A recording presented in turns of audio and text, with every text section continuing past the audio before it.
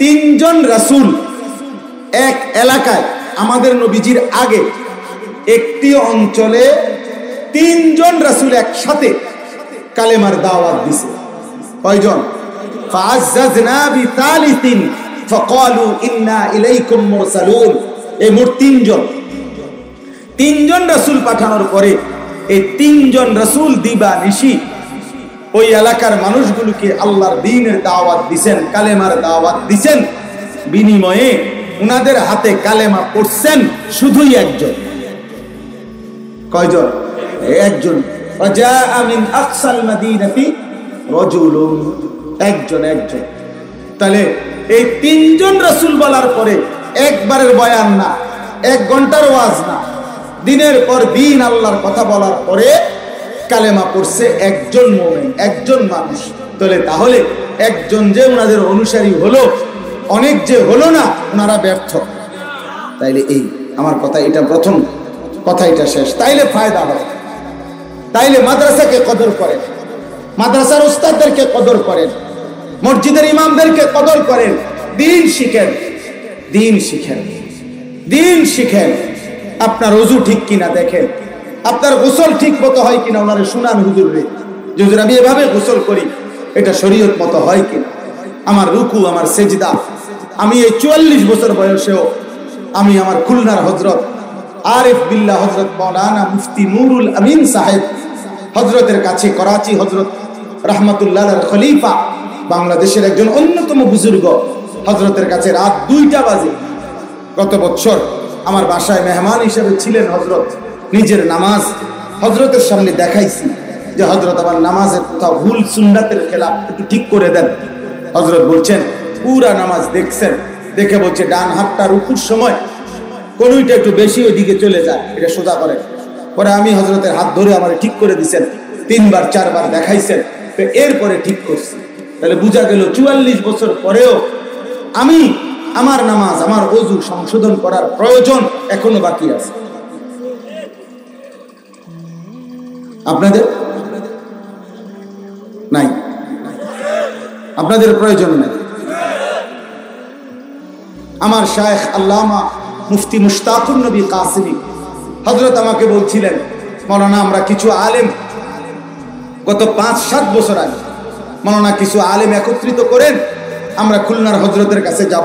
এই যে হযরতের কথা বললাম, তো আমি 30-33 জন আলেম একসাথ করছি। হুজুর বলছেন, হুজুর সহ 3 দিন আমরা ছিলাম ওনার কাছে। তো যাওয়ার দিন আমি বলছি, হুজুর আমার শায়েখের কাছে যে খুলনার হযরতের কাছে কেন যাব, 3 দিন থাইকা কিটা করব, কি শেখার? উনি বলছে, মাওলানা 3 দিন থাকবো আমরা, আমি সহ, মানে হুজুর নিজে বলতেছেন, 3 দিন থাকবো আমরা শায়েখের কাছে সুন্নত তরিকায় ওযু এবং নামাজ শেখার জন্য। আপনাদের কি হালাত? এজন্য দিন শিখেন। আমি একবার একজনরে জিজ্ঞাসা করছি, চাচা একটা সূরা কোন চাই? ওটা আল্লাহর রহমতে দোয়া করে আমার নাতি 3 জন হাফেজ, ওটার নাতি 3 জন। আবারে জিজ্ঞাসি উনি সূরা কইতো, উনি কেরামতি করে, ওনার নাতি 3 জন হাফেজ। মানে বাপটা হইলে বেহেশত আমি যাইতাম না, তো বেহেশতের লোক খুব, ওনার নাতি 3 জন হাফেজ। তাইলে নিজের ঈমান, নিজের আমল, নিজের আখিরাত সংশোধন করার প্রয়োজনীয়তা, সন্তানকে নাতিকে হাফেজ বানাইবার গুরুত্ব দিবেন যেই আল্লাহ, যেই নবী আপনাকে ওযু, নামাজ, সূরা, কেরাত, দোয়া, কালাম ঠিক করতে বলেছেন, ওই আল্লাহ, ওই নবী। বুঝেন নাই আমি কথা? তাহলে আপনি গুরুত্ব দিবেন না কেন? মনে রাখবেন, 1টি বা 2টি ভালো কাজ দ্বারা, 3টা বা 4টা ভালো কাজ দ্বারা জনদরদি হওয়া যায়, সমাজসেবক হওয়া যায়, দুনিয়ার কিছু স্বাভাবিক সৌজন্যতা, কিছু সুনাম সুখ্যাতি অর্জন করা যায়। কিন্তু আখিরাতের জান্নাত 3টা 4টা দিয়া, 2টা 4টা নেক আমল দিয়ে মিলবে না। পুরা দিন আপনাকে আল্লাহর কাছে আখিরাতে বুঝাই দিবে। বুঝেন নাই? মনে করেন দান সাদাকা করা এটা ইসলামের পুরা আমল না একটি আমল? তো তাহলে কেউ যদি 100 কোটি টাকাও দান করে তাহলে সেটা একটি আমল, কিন্তু এই কারণে ওনার নামাজ মাফ, রোজা মাফ, যাকাত মাফ, হজ মাফ, ওনার হালাল হারামের পার্থক্য মেনে চলার এই আদেশ এটা মাফ, উনি সুদ খাইতে পারবে, উনি ঘুষ খাইতে পারবে, উনি হারাম লোন নিতে পারবে, ওনার ঘরে টেলিভিশন চললে কোনো গুনাহ হবে না, ওনার স্ত্রী বেপর্দা থাকলে কোনো গুনাহ হবে না। না, কেন হবে? উনি না 100 কোটি টাকা দান করছে, উনি ব্যস্ত যেত না তো কে যাবে? জি না, এটা তো একটা আমল। কয়টা আমল এটা?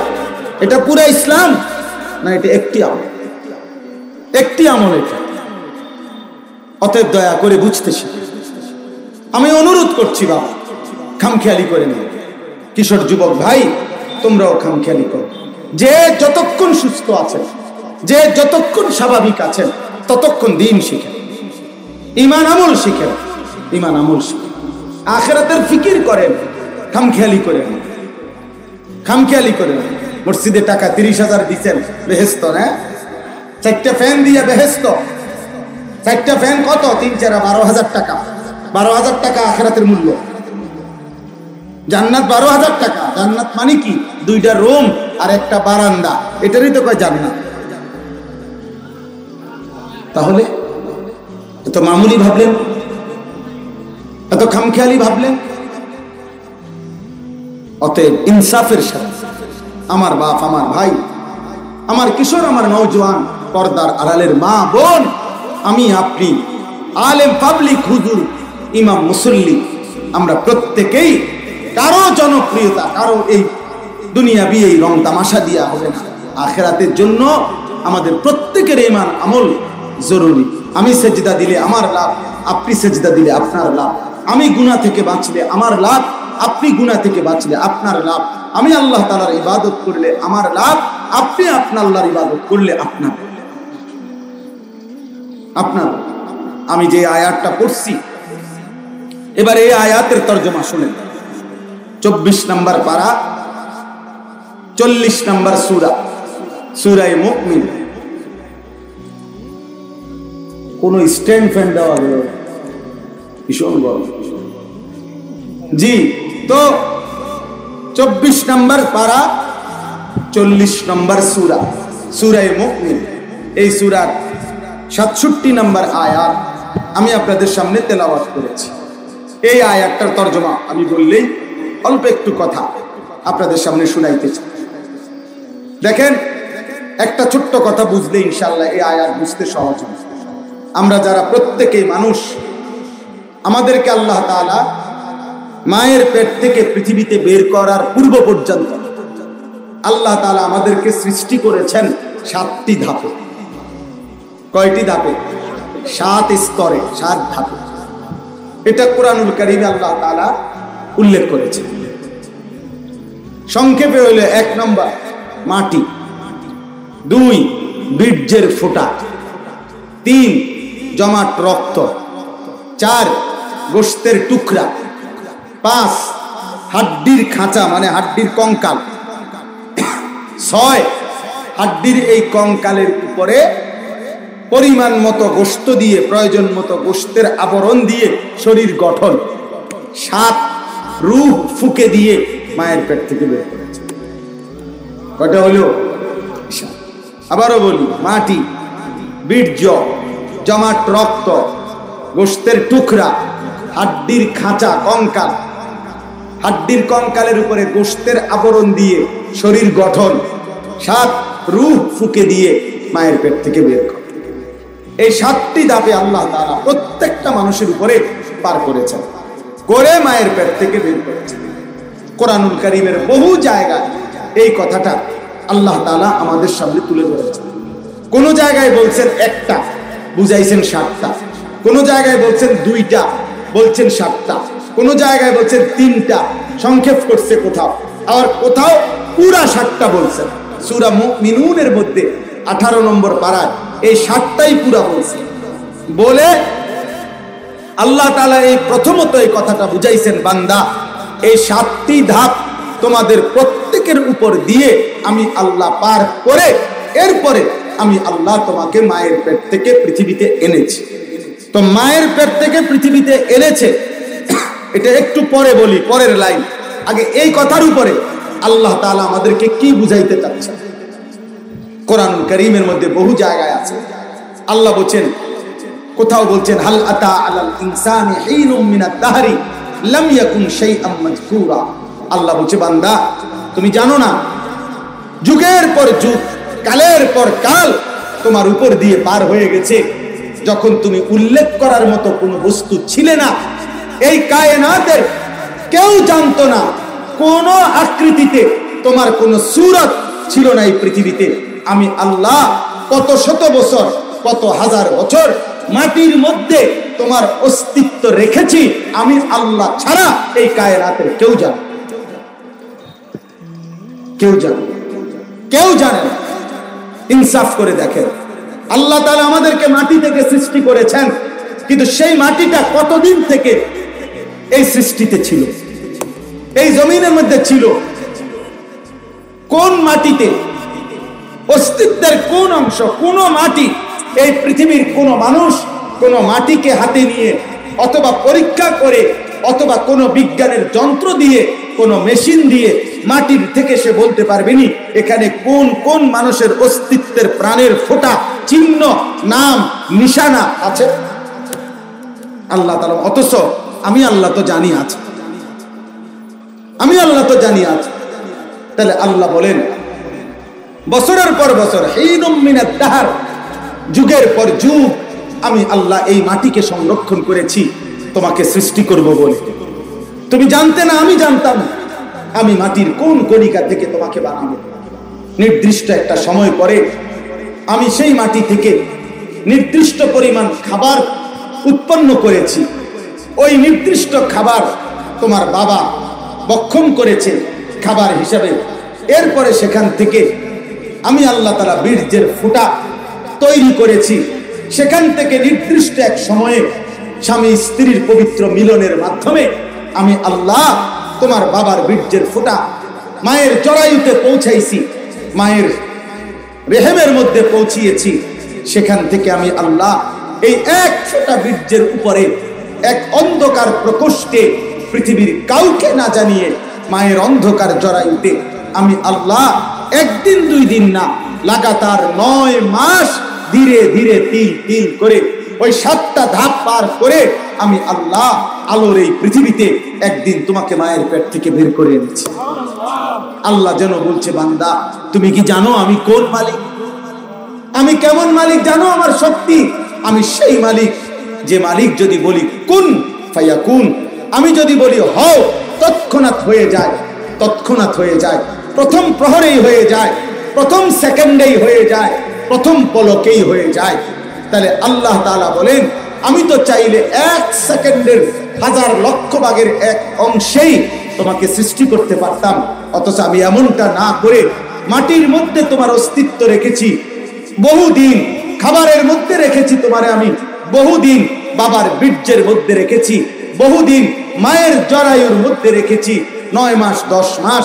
এত বড় ধাপ অতিক্রম করে করে পার করে করে যে মালিক আমি তোমাকে যত্ন করে সৃষ্টি করেছি, সেই মালিক জানার পরে, শুনবার পরে তুমি শুনছো যে আমি আল্লাহ এটা করেছি, এরপরেও এমন মালিকের গোলামি না করা, এমন মালিককে না চিনা, এমন মালিককে সেজদা না করা, এটা কি ইনসাফ? কথা বলে না, এটা ইনসাফ? অতএব নাফরমান সন্তান তুমি বলো, বেনামাজি যুবক কিশোর, তোমার কাছে জানতে চাই, এই নওজোয়ান বলো না বাপ, এমন মালিকের সেজদা তুমি কেন করো যিনি তোমাকে এতটা যত্ন করে? লা উকসিমু বিহাদাল বালাদ ওয়া আনতা হিল্লুম বিহাদাল বালাদ ওয়া ওয়ালিদিন ওয়া মা ওয়ালাদ লাকাদ খালাকনাল ইনসানা ফি কাবাদ। আল্লাহ বলে, কসম করে বলছি বন্ধু, আমি আল্লাহ কষ্টের পর কষ্টের ধাপ অতিক্রম করে মানুষকে সৃষ্টি করেছি। আমার কষ্ট না, আমার বান্দার একটার পর একটা কষ্টের ধাপ, প্রতিটা স্তর পরিবর্তনে আমার বান্দার অবস্থার পরিবর্তন করেছি। কষ্টের পর কষ্ট দিয়ে আমি তাকে সৃষ্টি করেছি যত্ন করে, এতগুলো ধাপ পার করে সৃষ্টি করলাম। আমি আল্লাহ সেই মালিক, আমি আজ সে আমারে চেনে না, আজ আমি মালিককে চেনে না। অতএব দোস্ত আমার, ইনসাফের দাবি এটাই প্রথম, যে মায়ের পেট থেকে বের করার আগেই আল্লাহ আমাদের উপরে এই যে 7টা ধাপ অতিক্রম করে কত বছরে আমাদেরকে, মায়ের পেটে না 9 মাস ছিলাম, মাটিতে কয় মাস ছিলাম? কথা বলে না। মাটিতে ছিলাম কয় মাস? 6 মাস। তো খাবারের অস্তিত্বে ছিলাম কতদিন? বাবার বীর্যে ছিলাম কতদিন? ইনসাফ করে বলে।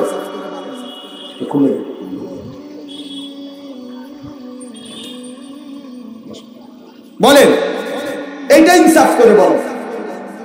এই হলো এক কথা আল্লাহ মনে করাইছে, যে বান্দা, যদি মায়ের পেট থেকে বের হওয়ার পূর্বের অবস্থা তুমি লক্ষ্য করো, তাহলেও তুমি ইনসাফের সাথে ভাবা উচিত আমি আল্লাহ তোমার গোলামির হকদার।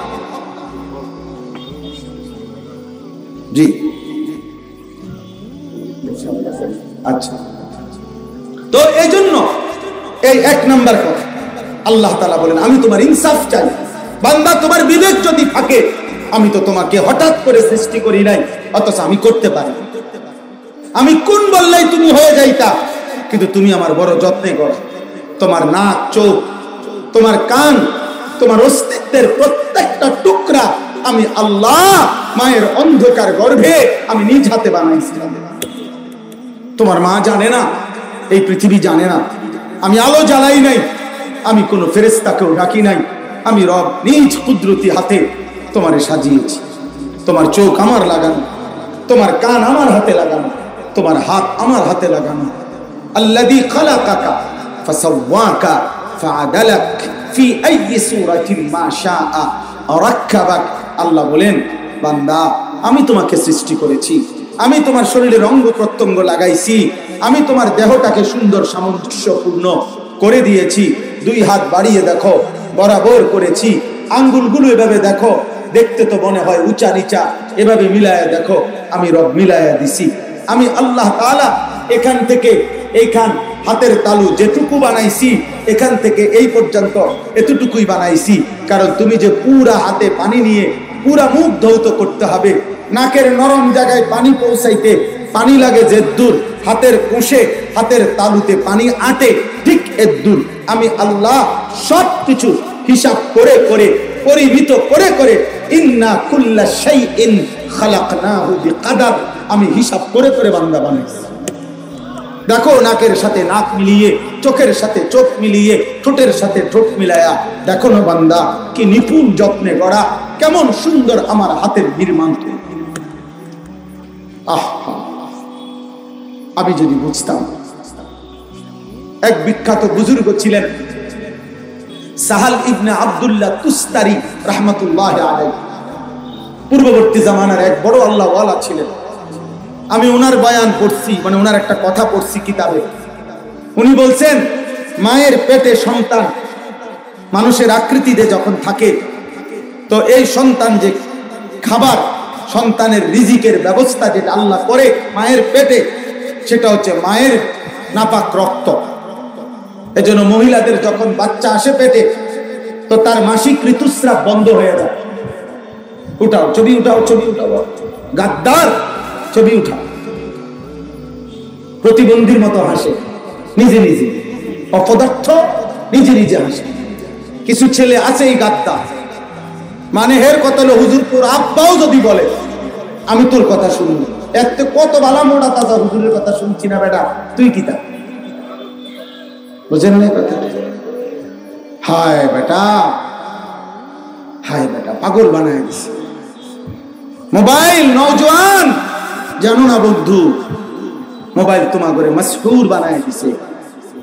মাসহুর মানে হলো জাদুগ্রস্ত ব্যক্তি, যারে সেহের করে, যারে জাদু করে, আরবিতে তাকে বলে মাসহুর, জাদুগ্রস্ত ব্যক্তি। কারো উপরে যখন জাদু করে ওই জাদুগ্রস্ত ব্যক্তি, তখন আর সেন্স কাজ করে না, তার নিজস্ব বুদ্ধি, বিবেক, বিবেচনা বোধ আর তার থাকে না, সে জাদুগ্রস্ত ব্যক্তি। আজকে বেঈমান দুশমন তোমাদের শত শত কিশোর যুবককে একটা বড় মোবাইল তোমাদের হাতে তুলে দিয়ে বেঈমান তোমারে মাসহুর করে তোমার বুদ্ধি বিবেক সরাইয়া ও সম্পূর্ণ তার নিয়ন্ত্রণে ওই ইহুদি বেঈমান তোমারে তার নিয়ন্ত্রণে নিয়ে গেছে। এজন্য যখনই তোমার রাখো, যখনই চুল কাটার সময় হয়, বেঈমান তোমাকে বলে, ওই আমি ডিজাইন দিচ্ছি, আমি ইহুদি ডিজাইন দেব, তুই ইমানদার চুল কাটবি। তুই জামা পরবি, আমরা বেঈমান করে ডিজাইন দেব। তুই প্যান্ট পরবি, আমরা ডিজাইন দেব। তুই খাবার চয়েস করবি, আমরা ডিজাইন দেব। তুই নারী পছন্দ করবি, আমরা ডিজাইন দেব। অর্থাৎ জীবনের সব আয়োজন তোকে বেঈমান সাজিয়ে দেয়, তুমি গ্রহণ করো। এটা হলো মাসউর, জাদুগ্রস্ত ব্যক্তি। তোমার নিজের ঈমান, তোমার নিজের ধর্ম, তোমার ইসলাম, তোমার আল্লাহ, তোমার রাসূল, তোমার কোরআন, তোমার ধর্ম, তোমার মা বাবা বংশ কিছুই আজ কাজ করে না। কাজ করে সব বেঈমানের, যা তোমারে দেয় তা। আফসোস, বদনসিব, বদনসিব, আফসোস। কাপুরুষ বেটা তুই কিসের মুসলমানের বাচ্চা? তুই ব্যর্থ বেটা, ব্যর্থ বেটা। মুসলমানের বাচ্চা তো হবে বীর পুরুষ। বেঈমানের মতো চুল রাখলি কেন নওজোয়ান?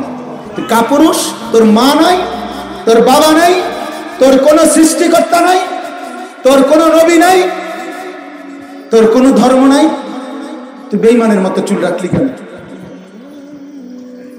পেশাব করে পানি নাও না কেন? টয়লেট পেপার ব্যবহার করো না কেন? পাক পবিত্র থাকার গুরুত্ব দাও না কেন? পেশাব করে যে পানি নেয় না, কুত্তা দেখো না, কুকুর দেখো না কোনোদিন? বুঝো না? ইনসাফ করো, ইনসাফ করো, ইনসাফ করো। মোবাইল তোমার ঘরে ফকির বানায় দিবে। এই বন্ধুর নাম মনে রাখো। আমি ভাই বলে গেলাম, কিশোর নওজোয়ান আমি বলে গেলাম, যদি 16 বছর হয় তুমি আমার সন্তান। আমার প্রথম সন্তানের বয়স 16 বছর। মনে রেখো বাপ, এই মোবাইল একদিন তোমার ভিক্ষার থালা হাতে উঠায়। এই নারী দেখতে দেখতে, এই উলঙ্গ ছবি দেখতে দেখতে, এই অশ্লীল দৃশ্য দেখতে দেখতে একদিন নিজের শরীর, যৌবন, কোমরের ক্ষমতা, লজ্জাস্থানের ক্ষমতা, এটাও নষ্ট হয়ে যাবে। একদিন দুনিয়াতেও তুমি অসহায় হয়ে যাইবা। আর জাহান্নামের আগুনও তোমার একদিন ফেরেশতা লাথি দিয়া হাসরের মাঠ থেকে জাহান্নামে ফেলবে।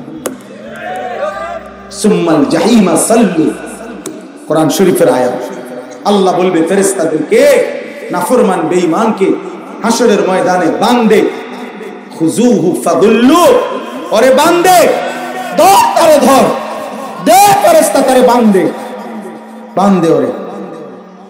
ফাগুল্লুহু, অর্থাৎ বেঁধে ফেল, ওরে বাঁধিয়া সুম্মাল জাহিমা সাল্লু, একটা লাথি দিবি ফুটবলের মতো, যাতে গিয়ে জাহান্নামে পড়ে।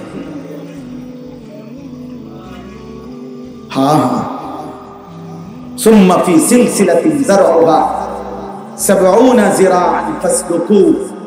অতঃপর আল্লাহ জাহান্নামের ফেরেশতাদেরকে বলবে, হে জাহান্নামের ফেরেশতারা, এবার তোরা আমার এই নাফরমানকে তার গলায় বা হাতে 70 হাত লম্বা, 70 যিরাআন, 70 হাত লম্বা আগুনের শিকল তার হাতে লাগা অথবা গলায় লাগাইয়া এবার কুত্তার মতো ফাসলুকুহু, পুরা জাহান্নামে তারে ঘুরা।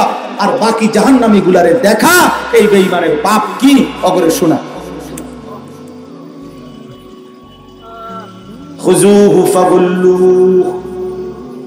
সুম্মাল জাহিমা সাল্লু সুম্মা ফি সিলসিলাতিন যারউহা 70 যিরাআন ফাসলুকু। দোস্ত আমার, বন্ধু আমার, নওজোয়ান সাথী, বড় বেশি ভুল করছো। মোবাইলের আসক্তি ছাড়ো।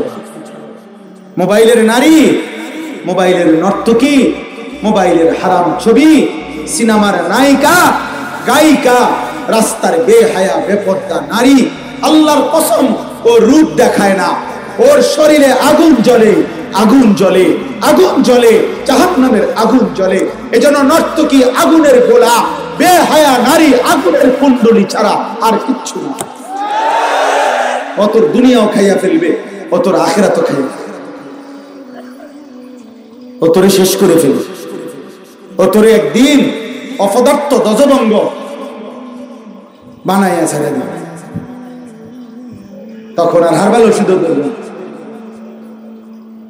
হ্যাঁ হ্যাঁ, আমি শুধু শ্রদ্ধেয় উলামায়ে কেরাম আছেন, বয়স্ক বাবা আছেন, এই কারণে এর চাইতে বেশি বললাম।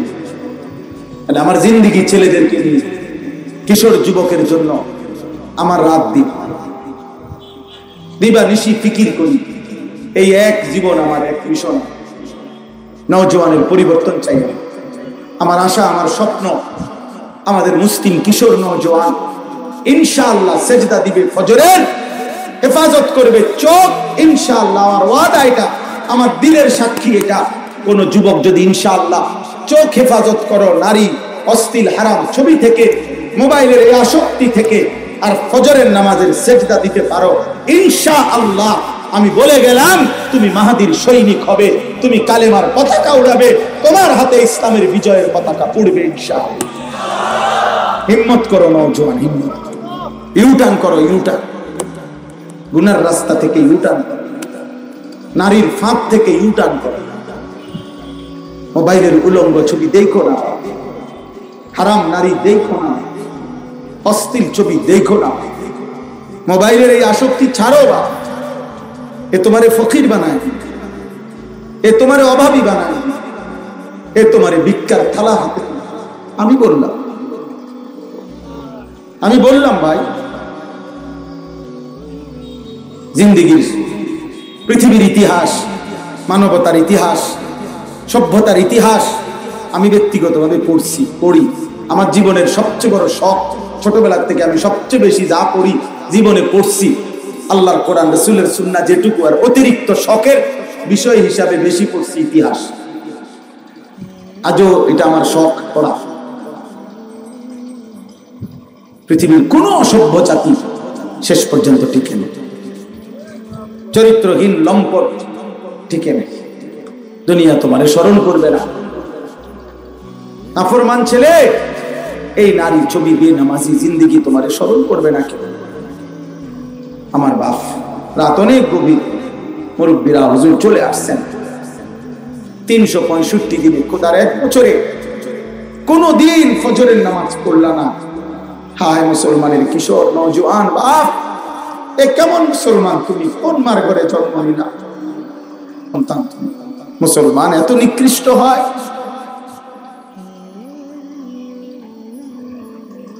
মুসলমান এত নিকৃষ্ট হয়? 365 দিনে একদিনও পড়বে না ফজরের নামাজ। মুসলমান এত নির্মম হয়? মুসলমান বুঝি আল্লাহকে এইভাবে ভুলে যায়? আল্লাহর কোরআন, 30 পারা কোরআন 23 বছর নাজিল করছেন আল্লাহ। হ্যাঁ, কিতাবের মধ্যে আছে কমপক্ষে 24,000 বার জিবরাইল নবীজির উপরে ওহী নাজিল করছেন। এই কোরআনের পাতায় নবীজির তায়েফের রক্ত মাখা এই কোরআন গ্রহণ করতে গিয়ে তিনি পেটে পাথর বাঁধছেন ক্ষুধার কষ্টে। উহুদের দান দান শহীদ করা খুন এই কোরআনে আছে।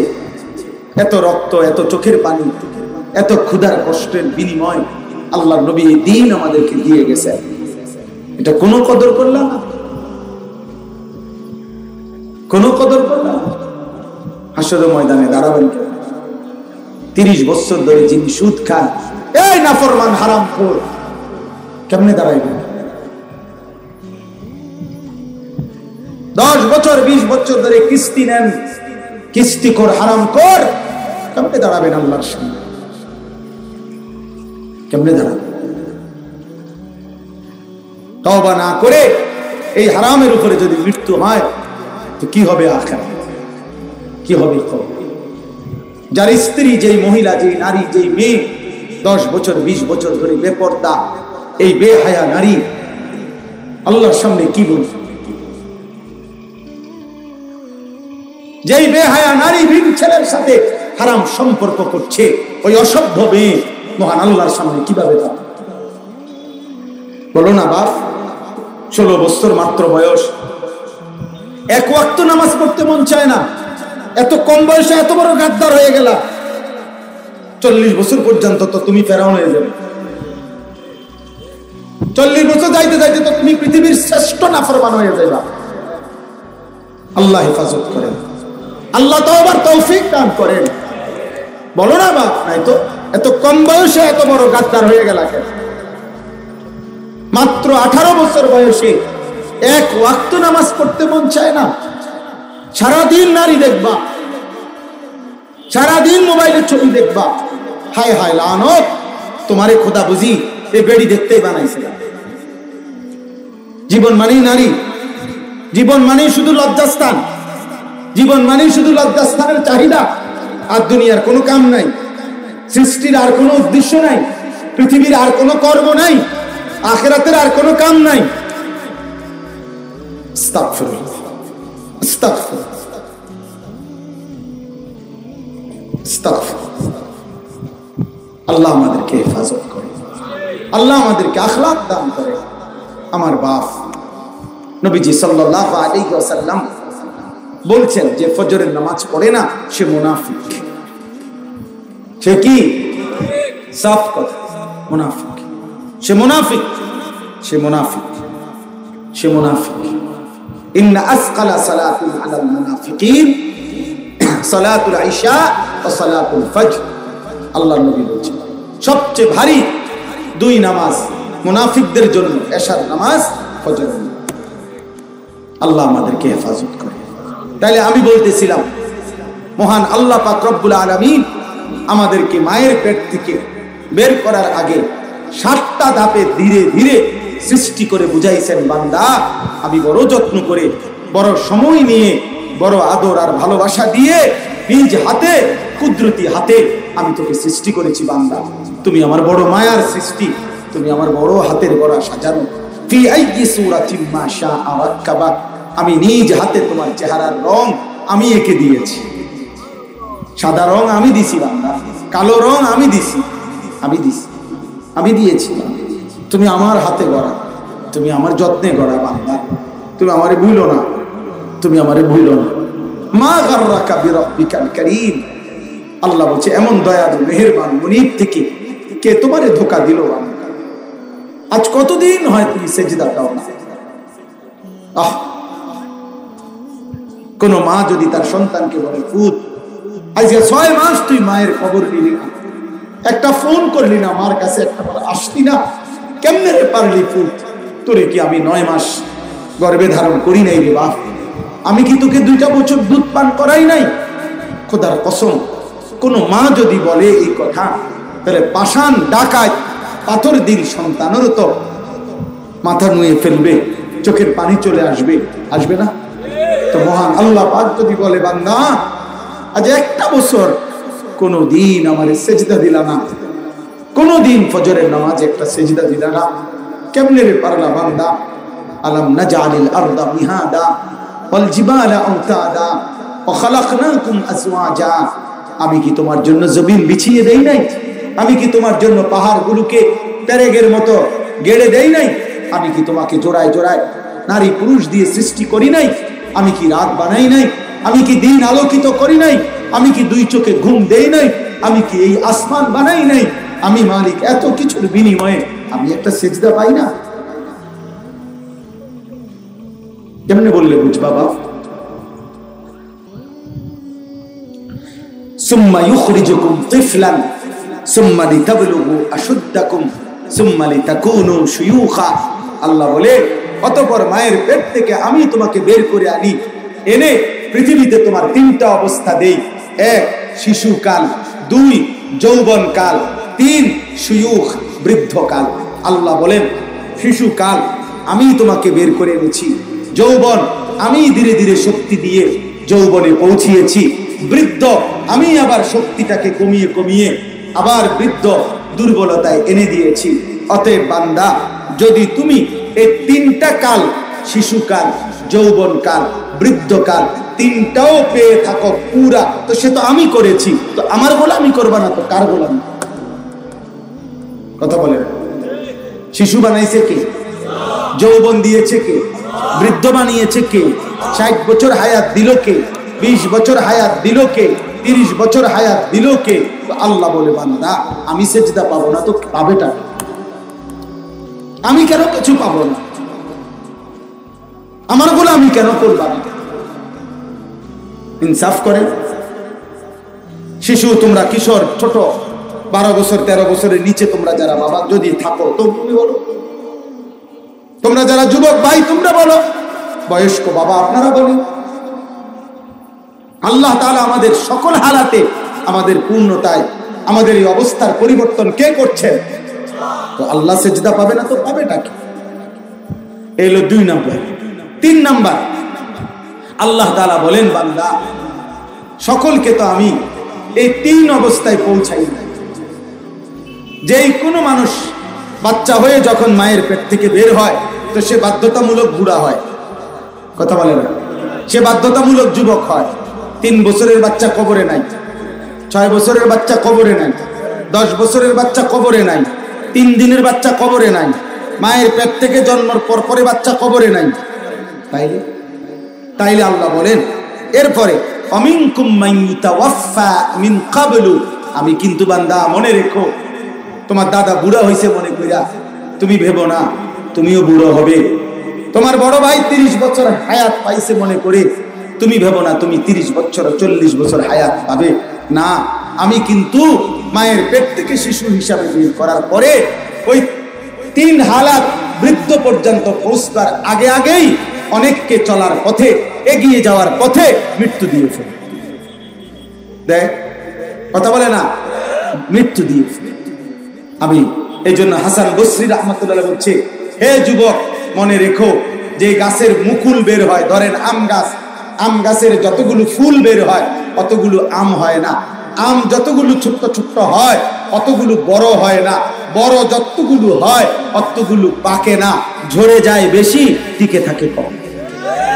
বলে না, ঝরে যায় বেশি টিকে থাকে কম। অতএব এবার তুমি সিদ্ধান্ত নাও যে এখনো হায়াত বাকি, এখনো সময় বাকি, সবে 20 বছর, সবে মাত্র 15 বছর, সবে মাত্র 30 বছর, আরো আছে 60 বছর, আরো আছে 30-40 বছর। এই অপেক্ষা করার কোনো যুক্তি, কোনো সুযোগ, কোনো টাইম, কোনো সিদ্ধান্ত কারো কাছে আছে? তাহলে ইবাদত করতে হবে, আল্লাহর গোলামি করতে হবে এখন। কখন? আজ, আজ, এখন, এখন বলেন ইনশাআল্লাহ। আল্লাহ বলেন ওয়ালিতাবলুগু আজালাম মুসাম্মা ওয়ালাআল্লাকুম তাকিলুন। আল্লাহ তাআলা বলেন আমি আল্লাহ তোমাদের সকলকেই নির্ধারিত হায়াত পর্যন্ত পৌঁছাই। মনে করো না ছোটবেলায় যাকে মৃত্যু দিছি অকালে না মৃত্যু দিছি, না না, কাউকেই আমি আল্লাহ অকালে মৃত্যু দেই না, বরং আমি আমার যেই ফয়সালা করছি তাকদীরে আমি সেই সময় পূর্ণ করেই মৃত্যু দিয়ে থাকি। তোমার এখানে কিছু বলার নাই যে আল্লাহ আমার দাদারে 60 বছর হায়াত দিলেন, আমারে কেন 30 বছরে মৃত্যু দিলেন। আল্লাহ বলবে তোমার দাদার সৃষ্টিকর্তাও তুমি না, তোমার নিজের সৃষ্টিকর্তাও তুমি না, অতএব আমি দাদারও বানাইছি তোমারও বানাইছি, ফয়সালা শুধুই আমার। কার? বলেন না কার? অতএব শেষ কথা হলো আল্লাহ বলেন ওয়ালাআল্লাকুম তাকিলুন। বান্দা এই যে আমি একবার মাটি, একবার বীর্য, একবার জমাট রক্ত, একবার গোশতের টুকরা, একবার হাড্ডির কঙ্কাল, একবার গোশতের আবরণ, একবার রূহ ফুঁকে দিয়ে মায়ের পেট থেকে বের করা, একবার শিশু, একবার যৌবন, একবার বৃদ্ধ, এই যে 10টা ধাপ পর্যায়ে পর্যায়ে এনে থাকি এবং কখনো সুখে রাখি, কখনো দুঃখে রাখি, কখনো হাসো, কখনো কাঁদো, কখনো ছোটবেলার দুর্বল, কখনো যৌবনকালের সবল, কখনো বৃদ্ধকালের দুর্বল, কখনো আনন্দে, কখনো বেদনায়, কখনো দুঃখে, কখনো সুখে, কখনো একাকী, কখনো প্রকাশ্যে। এই যে বিচিত্র হালাত তোমার জীবনের উপরে আমি করছি, অতএব তুমি যেন বুঝতে পারো যে আমি আমার নিজের কোনো ক্ষমতা আমার নিজের উপরে আমি রাখি না, আমার কোনো ক্ষমতাই আমার উপরে নাই, সবটা নিয়ন্ত্রণ করে এক মহান আল্লাহ। অতএব আমার উচিত বিবেকের দাবি, ইনসাফের দাবি, যুক্তির দাবি, বাস্তবতার দাবি ওই আল্লাহরই গোলামি করা। তাইলে বলো ভাই, কিশোর ভাই, যুবক ভাই, মুরব্বী বাবা, আমরা সবাই বলি আমার কোন অংশের মালিক আমি? আমার কোন অংশের উপরে আমার ক্ষমতা? আমার কোন অংশের দায়িত্ব আমার হাতে আছে? কত কথা বলে না, কার হাতে? কার হাতে? অতএব দয়া করে নিয়ত করুন, ওই মালিকের গোলামি বলেন ইনশাআল্লাহ। 30 বছর যাদের বয়স নিচে, 30-এর নিচে যাদের বয়স, ভাই তোমরা হাত তোলো তো। 30-এর উপরে না, মাশাআল্লাহ, বিশাল অংশ, মাশাআল্লাহ, আল্লাহ কবুল করেন। নওজোয়ান ভাই না হাত, এত সকাল হাত নামাইলে বলি 2 ঘন্টা ধরে রাখতে হবে। হ্যাঁ মাশাআল্লাহ, 2 ঘন্টা না, কাম আসেনি। তাইলে এই হাত তোলা অবস্থায় আমি 2টা ওয়াদা চাই। দোস্ত, নিয়ত করবা দিল থেকে, তুমি আল্লাহর জন্য নিয়ত করো, আল্লাহ তৌফিক দিবে ইনশাআল্লাহ। 1 নাম্বার, তুমি দিল থেকে নিয়ত করে বলো যে ইনশাআল্লাহ আমি নিয়ত করলাম আমি চোখ হেফাজত করব। আমি আবদার করলাম আমার কিশোর ভাই, নওজোয়ান ভাই সারাটা দিন পথে পথে দৌড়ায়, যদি আর কোনোদিন আসতে না পারি, আর যদি কোনোদিন দেখা না হয়, এই জন্য একবারই বললাম যে নিয়ত করো ইনশাআল্লাহ চোখ হেফাজত করবো। নারী দেখো না বাপ, নারী দেখো না, অস্থির ছবি দেখো না, উলঙ্গ নারী দেখো না, বলো না বা দেখো না বাপ। আমি অনুরোধ করলাম হাত নামাও, আমি বললাম বাপ তুমি নারী দেখো না, তুমি অস্থির ছবি দেখো না। একটা নারীর চাহিদা, নারীর প্রতি তোমার আকর্ষণ, এটা ঠিক আছে, এটা আল্লাহ প্রদত্ত, খোদার কসম আল্লাহ তাআলা সেটা বৈধ পন্থায় হালাল স্ত্রীর মাধ্যমে পূরণের যথোপযুক্ত ইন্তজাম ব্যবস্থা করে রেখেছেন। আল্লাহ তোমার কাছে পৌঁছে সবর, ওয়েট, সবর, একটু সবর, ইনশাআল্লাহ মিলে যাবে। পূর্বপুরুষ, তোমার বাবা দাদা পূর্বপুরুষ স্বামী স্ত্রীর পবিত্র সম্পর্কের মাধ্যমে এভাবে আসছে, কথা বলেন। তুমিও এক মা বাবার পবিত্র সম্পর্কের বরকতে তুমি পৃথিবীতে আসছো। তাইলে তুমি বলো তোমার মা বাবার বৈধ সন্তান তুমি, তাহলে মা বাবার বৈধ বিবাহের মাধ্যমে তুমি জন্ম নিছো। এবার যদি তোমার অবৈধ সম্পর্কের কারণে কোন নারীর, তুমি আর কোন হারাম নারী, বেহায়া নারী, বেপর্দা নারীর অবৈধ সম্পর্কে জিনা ব্যভিচার অসভ্যতার কারণে কোন সন্তান যদি এই পৃথিবীতে ভূমিষ্ঠ হয়, তাহলে তার পরিচয় কি হবে? তাহলে কেন অন্যায় যাবা, কেন ভুল পথে যাইবা, কেন হারাম নারী? তুমি যে বিবাহ বহির্ভূত কোন মেয়ের দিকে তাকাচ্ছ, কোন মেয়েকে কামনা করছো, তো তার কাছে কি চাচ্ছ? হারাম? কথা বলে না, আরে বলে না হারাম কিছু চাচ্ছ না, হালাল বলে না, বলো না বাপ, তো হারাম চাচ্ছ। এই হাইওয়ান, যদি এই হারাম সম্পর্কের কারণে যদি আল্লাহ তাআলা নারাজ হয়ে তৎক্ষণাৎ লানত দিয়ে 2টাকে ধ্বংস করে দেয়। নারী দেখতে দেখতে, উলঙ্গ ছবি দেখতে দেখতে রাত গভীরে যদি প্রতিবার অশ্লীল ছবি দেখলে বীর্যপাত হয়, অথবা নিজের হাত যদি নাপাক লজ্জাস্থানে নাপাক কাজে ব্যবহার করে হারাম বীর্যপাত করে থাকো, তাই তো নিজের লজ্জাস্থান নষ্ট করলা, নিজের নাফাক বানাইয়া নাফরমান রাত 2টা বাজে শুয়ে গেলা। যদি এই ঘুমার না ভাঙে, বলো না আব্বা এই রাত যদি ভোর না হয়, আল্লাহর নবী বলছে এটা তো জিনা, এটা তো জিনা, এটা তো ব্যভিচার।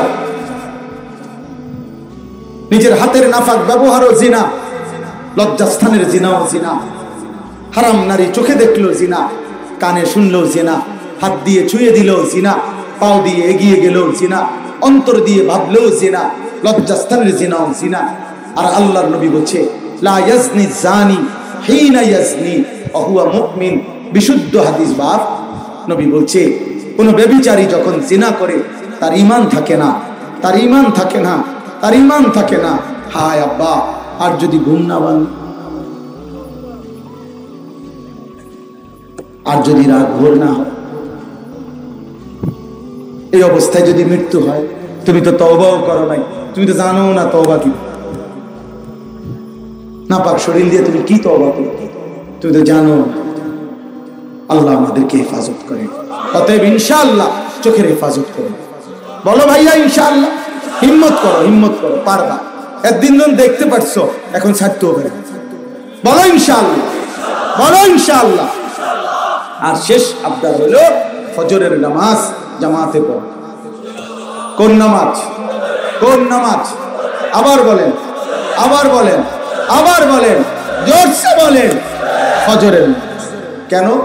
ইন্না নাশিআতাল লাইলি হিয়া আশাদ্দু ওয়াকআন ওয়া আকওয়ামু কিলা। আল্লাহ বলছে রাত্রি জেগে তাহাজ্জুদ পড়লে, রাত্রি ঘুম থেকে উঠে ফজর পড়লে মনের চাহিদা দমনের ক্ষেত্রে সবচেয়ে কার্যকর মাধ্যম আল্লাহ বলছেন। এজন্য হারাম চাহিদা, অশ্লীল চাহিদা ইনশাআল্লাহ দমে যাবে। ফজরের নামাজ জামাতের সাথে পড়ো ইনশাআল্লাহ। আর ফজরের নামাজ নিয়মিত জামাতে পড়লে ইনশাআল্লাহ তুমি হবে মাহদীর সৈনিক, দাজ্জালের বিরুদ্ধে লড়বে, ইহুদিদের বিরুদ্ধে লড়বে। একদিন ইনশাআল্লাহ পৃথিবীময় তোমার হাতেই কালেমার পতাকা উড়বে, ইসলামের বিজয় নিশান তুলবে।